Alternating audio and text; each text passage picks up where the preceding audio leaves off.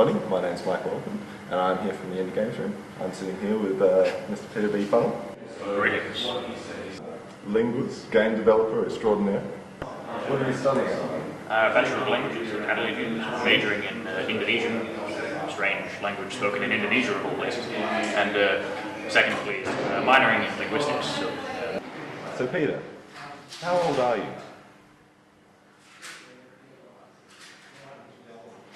17.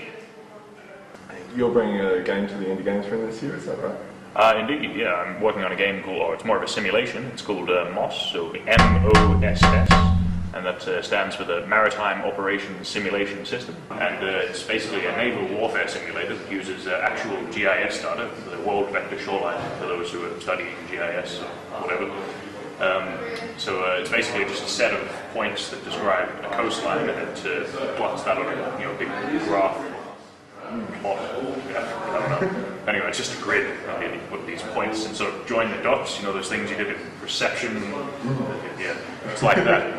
Anyway. Following the satellite data. Yeah, exactly. I think that's, yeah. And then it differentiates between land and sea, and basically on the sea you can place these ships. I haven't done it so you can place them on land yet, because of course they won't be able to move. They're sort of these objects that float in water.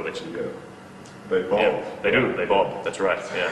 Don't know if you've ever seen a ship, but it's quite an interesting sort of. Yeah. So it gets this satellite data, it plots the coastline, and then it uses little sea nodes so it does a flood fill algorithm from these sea nodes that you manually have to add, unfortunately, to differentiate between sea and. I was about to say water, but they're the same thing. I meant land. So sea and land, they're different. And I've played it for a few minutes. Good. And I noticed that it's like battleships, only extreme. It is. It's rather extreme. It's very tactical, and when you've got multiple ships, it gets a bit confusing. You've got all these missiles flying everywhere. You've got to intercept missiles that are threatening your ship, because one of these surface-to-surface missiles typically has about 227 kilograms of high explosive on it, so it will take out a frigate. One of these missiles.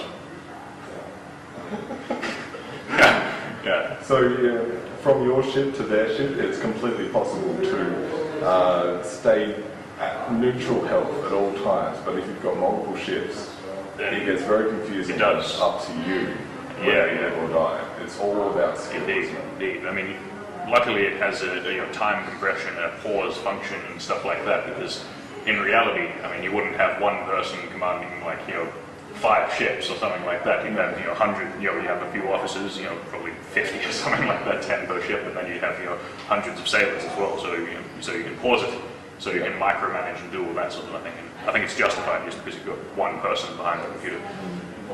It's very cool. Peter, do you have any advice for any of the young budding game developers out there? Eat your spinach. Anything else? Well, I suppose programming would be a good thing to practice in your free time, I suppose, or if you can get a chance to do it at school or at uni or whatever, then you should certainly take that chance. So Peter, you've been working with Game Maker, is that right? I am, yeah, Game Maker 8.1, so Yo-Yo Games, the developers of that will be quite pleased to hear that, I'm sure. Yes.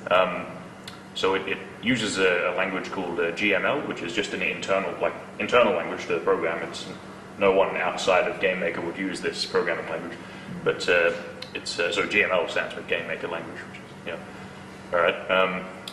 So it's basically like the syntax is very similar to C++ and C and C#, all those sorts of things, and it's tailored specifically towards game making. So it's got a lot of these functions that are really quite useful, like a simplified draw function. So not only can you do some really cool stuff with Game Maker, but it's also really accessible. It is. It's good for turning ideas into workable products extremely quickly. It's just that you have to deal with speed issues and stuff like that. So it's challenging but quick. Yeah. So where can we find out more information about M.O.S.S? I haven't set up a page on the internet or anything like that for it yet, but you can always go to the Indie Games Room at AVCon, I suppose. That's right. It's possibly the best place to see all the South Australian indie games currently in development. Indeed. Peter B Funnell, thank you for your time. That's it for us. Thank you for watching.